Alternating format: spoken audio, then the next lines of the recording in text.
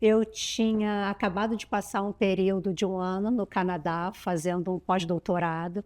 Então, eu, na minha carreira, como servidora pública, fui galgando os cargos e muito concentrada também na formação acadêmica, mestrado, doutorado, depois fui para o pós-doutorado. E quando eu voltei, eu falei assim, meu Deus, e agora? Isso perdeu sentido para mim. Você trabalhava numa empresa? Eu trabalho ainda, mas eu não tenho mais um cargo de gestão. Eu entreguei, né, o cargo de gestão justamente porque eu não estava conseguindo acompanhar o crescimento dos meus filhos, né? E eu falei assim, ué, mas não faz sentido, porque eu queria tanto ser mãe e agora eu estou entregando a criação deles para 2 funcionárias que eu preciso manter, que eu saio de casa às 7, volto às 7. Né? Viajava muito a E trabalho? viajava muito, não parava, não tinha tempo de marcar médico, assim, era uma coisa, né, terrível. E era um cargo de prestígio e que você ganhava muito bem. Ganhava bem, o meu salário, depois que eu saí do cargo, pedi redução de carga horária, então reduziu para metade, eu assim, tudo bem, vamos lá, pelo menos eu vou ganhar qualidade de vida, né?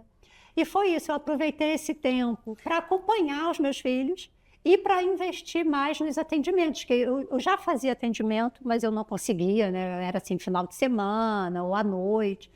E aí eu consegui me dedicar mais aos atendimentos terapêuticos. Tá, que a gente vai falar também, vai falar sobre isso. Uma das coisas que eu mais ouço, né, das pessoas que não se reinventam, que não mudam a sua história, é medo de não dar certo, falta de coragem e muitas vezes falta de dinheiro, né? Você teve medo de não dar certo? Você chegou a não ter coragem, pensou, deixa pra lá, deixa quieta, time que tá ganhando não se mexe. Como é que foi o seu processo de mudar essa chave? Não, eu tive medo, não foi uma decisão que eu também tomei de um dia pro outro, né? Eu fui amadurecendo a ideia, eu falei assim, não, isso é aquela coisa, o incômodo vai crescendo, né? Aquele desconforto de estar ali, naquele tipo de rotina, vai ficando insustentável. E aí não tem como, ou você vai ou você vai, porque ficar começa a doer, sabe? Então, Então vale mais a pena arriscar para ver se vai dar certo do que ficar nesse lugar que está te doendo. Exato, a gente nunca vai, Monique, para uma mudança com toda a segurança que a gente precisa. Isso não existe, né? Então, há que correr algum risco, mas é claro, você vai correr um risco calculado, você pode fazer uma transição mais devagar, você pode fazer um ritmo que te deixa confortável, mas algum grau de risco você vai correr, né? Então, o que eu sinto dessa história toda é, se você também não coloca um pé na direção da vida, a vida não pode abrir as portas para você, não é isso? Então, foi isso que eu fiz. E aí você se reinventou, diminuiu bem sua carga horária para ter tempo para as crianças e para fazer o que é o seu propósito. Aí você criou a Essência Sagrada, que foi... Como foi?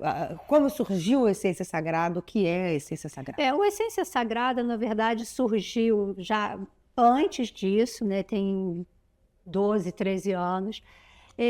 Foi um canal que eu criei para levar para as pessoas mais motivação, mensagens de autoestima, de empoderamento, junto com as terapias, né? Então, aproveitando que eu já estava fazendo esses atendimentos, comecei a fazer mentorias, workshops e tudo, e dentro do perfil do Essência Sagrada, eu sempre vinha trazendo mensagens de expansão, né, de consciência, vamos transformar nossa forma de pensar, porque ela está criando a nossa realidade, então ajudando as pessoas também nessa transformação. Tá, e aí você fala em atendimento. Sim. Eu queria saber o que você faz hoje? Que atendimentos são isso? Como você consegue impactar, transformar, ajudar essas pessoas que te procuram? Através de que atendimentos? Eu tenho os atendimentos individuais, tenho os atendimentos em grupo, né, dos workshops, e tenho as mentorias. Como que é esse impacto, Monique?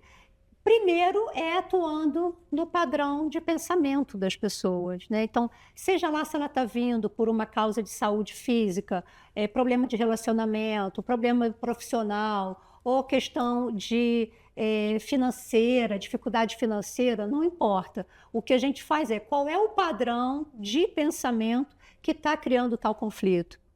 Porque todo conflito, toda doença, todo sintoma, toda emoção, elas não surgem do acaso, elas surgem de uma forma de pensar. Elas são sustentadas por um padrão de pensamento. Então, o meu serviço nesse sentido é rastrear para identificar quais são essas crenças, esses padrões, essas repetições que estão criando esses conflitos, essas doenças e sintomas, Tá. para reprogramar. Sim, mas você não... isso não é simplesmente um bate-papo. Você tem várias ferramentas, técnicas, sim. técnicas. E quais são essas ferramentas? Então, Porque eu tenho amigas que já fizeram com ele e falam que ela é sensacional. Fizeram de um tudo, como se perguntou. Eu atendo com várias técnicas e eu vou trazendo conforme a necessidade, né, da pessoa, a prioridade. Então, eu trabalho com técnicas sistêmicas, terapia sistêmica, que vai olhar o teu sistema como um todo, tua família de origem, qual é a sua relação hoje com seus antepassados em termos de lealdades sistêmicas e inconscientes, que a gente repete os padrões dos nossos antepassados, né? Então, ajudando a identificar para dissolver esses padrões, né? E, além disso, com bioenergética, que é a reprogramação de pensamentos e emoções. Identifica, reprograma. Então, tirar você de um patamar de pensamento, botar em outro. Tirar de um patamar, botar em outro. E ir botando em outro. Para quê? Para que as suas emoções acompanhem. As emoções acompanhando o seu bem-estar, a sua qualidade de vida, a sua saúde, ela vai acompanhar, não tem jeito, porque você é um sistema.